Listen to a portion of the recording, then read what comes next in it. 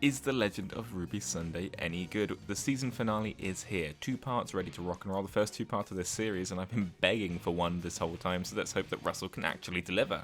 After seeing a mysterious old lady one adventure too many, the Doctor and Ruby realise that she has been every single location they've been. And if you remember as fans, it's actually been before the 15th Doctor. We saw her with the 14th Doctor as well, starting from Wild Blue Yonder. Wanting to get to the bottom of this, the Doc and Ruby go to UNIT to investigate. But instead of being in the background like every other adventure, it seems this incarnation of the old lady that they find in present-day Earth is taking a much more active role as the head of the mysterious Triad Technology Company. With promises to look into Ruby's mysterious past, will this episode manage to wrap up all of the loose threads that have been dangling around the 15th Doctor's head all series? And how will this culminate next week in The Empire of Death, our final episode for Season 1?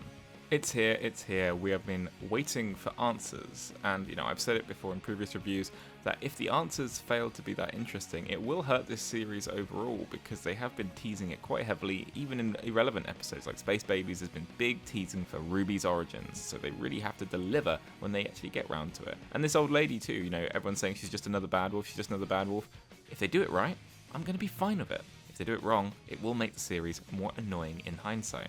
For once, I'm recording before the episode goes out, so I'm actually going to just guess my predictions right now for the record. I'm not going to go too deep into them because you'll be listening to this after the episode's out, so it's not like I get to do a gotcha, with a bit of time apart. Clearly, Ruby's past directly ties into whatever is happening here. Is she going to be an older Ruby who's evil? I'm thinking we could look at in Marvel, there's Kang, and there's a younger version of Kang who hates Kang, and so he's trying to groom him into becoming the man he is today. Potentially it could be an older Ruby that's trying to massage her into being this villain that she has grown into. That could be interesting. With the choice of TARDIS technology, it does lend me to believe it is either a companion or a TARDIS-made human. Now, I don't think that Russell will delve into it, but Russell does like to delve into weird stuff from the expanded universe sometimes. The fact that we saw the Shulker Doctor in Rogue as a throwaway cameo means that they're willing to go in weird places, and with this whole silly salt line breaking thing, it seems all the rules are out. They mentioned the use of time windows. We've seen this in the New Who series with things like the Madame de Pompadour episode, which was how Ten, Rose and Mickey used to be able to watch Madame de Pompadour through the ship. And so, it's not the first time we've seen these, but the fact that UNIT has this technology is interesting. Perhaps this will tie into the fact they've got that super robot, the Vlinx, that looks really, really evil for some reason, just hanging around the base. Who knows what's going to happen there. I'm thinking maybe that Susan Triad's provided it to UNIT, potentially to do a super betrayal, or it's going to just keep building into this implied non-existent UNIT spin-off that seems to just be the way that they're going about every single appearance of UNIT this series.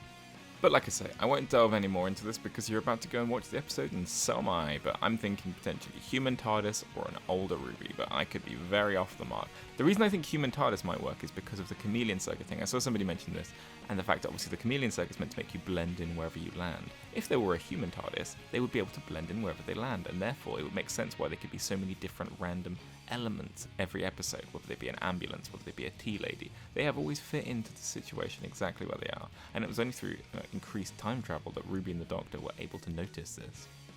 Anyway, enough of that, let's go watch Legend of Ruby Sunday.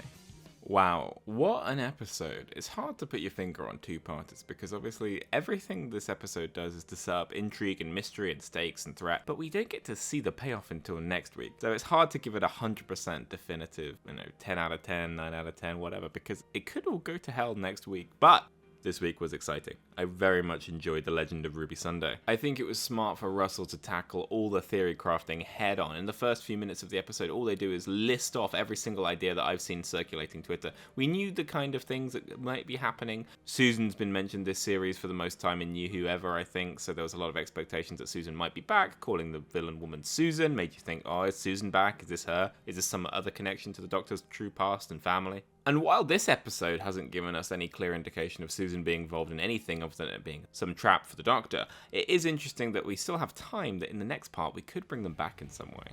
So Sutek's the villain. Susan is not a time lady as far as we know. It's not like a Susan thing or a human TARDIS thing. It seems to be Sutek, the god of death. If you've not seen Old Who, he's a villain that the 4th Doctor and Sarah Jane fought back in series 13.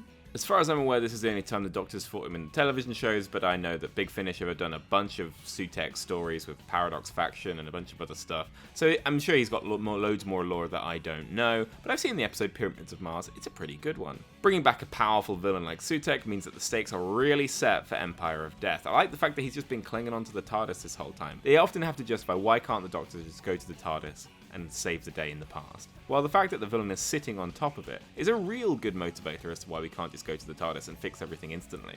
I don't really like UNIT, but I think they were utilised here a lot better than they often are in New Who episodes. They felt a bit more proactive than usual and less just, errand boys for the Doctor, but they still managed to do their jobs. I didn't love the sort of, I don't know if it's a retcon saying that the Doctor didn't know his children. I felt like in the Doctor's episode of David Tennant and his daughter, they sort of just established that the Doctor's had children at some point, but he's lost them probably in the Time War. The fact that they've established that he's never met his children, and he hasn't had them yet, and it's a timey-wimey river song kind of deal with Susan, I didn't love that, but it's not like it's a problem.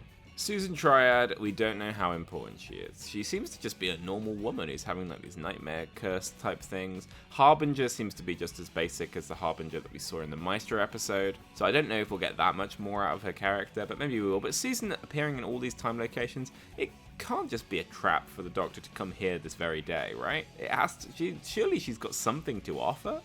I'd be disappointed if she didn't. Maybe she'll play a bigger part later on. Maybe she is Ruby's mum after all, but she's a nice, normal, ordinary woman.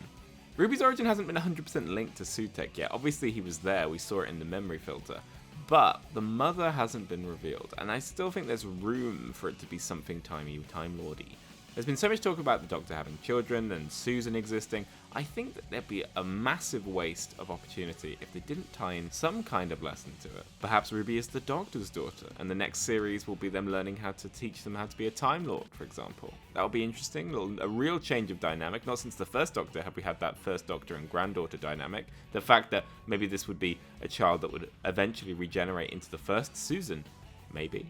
I don't see it 100%, but I think there's a lot of unexplained stuff that they really want to tie back to, but we'll see very soon next week.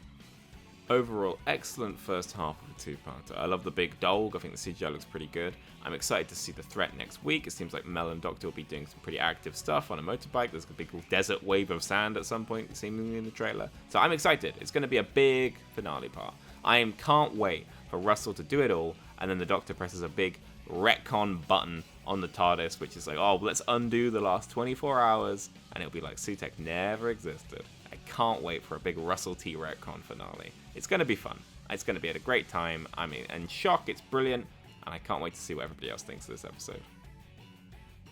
And that was my review of The Legend of Ruby Sunday. Thank you so much. I'm excited to go on and watch Empire of Death next week. I'll be seeing it in the cinema, so I'm excited for that experience myself. Otherwise, have a lovely day, everybody, and let me know in the comments below, what did you think of this week's episode?